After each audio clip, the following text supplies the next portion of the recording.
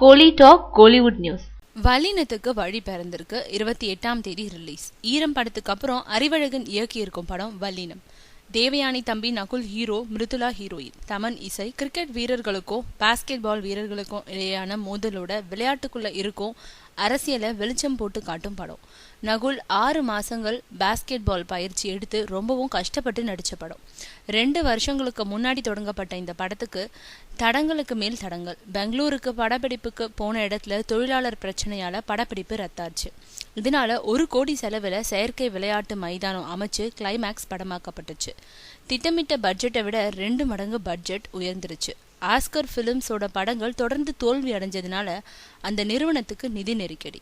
இதனால படப்பிடிப்புகள் மெதுவா தான் நடந்துச்சு. இது காரணமா படத்தை 2 வருஷங்களா இழுத்தடிச்சு முடிச்சாரு அறிவழகன். இந்த படம் ஆரம்பிச்ச பிறகு நகுலும் மிருதுளாவும் வேறொரு படத்துல நடிச்சு அந்த படங்களும் ரிலீஸ் ஆயிடுச்சு. ஒரு வழியா எல்லா பிரச்சனைகளும் தீர்ந்து வர 28ஆம் தேதி படம் ரிலீஸ் ஆகுது.